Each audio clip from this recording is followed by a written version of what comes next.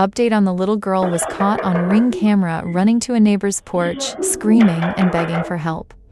Moments later, a man identified online as D'Angelo Howard, a registered sex offender, appeared and grabbed her away from the door.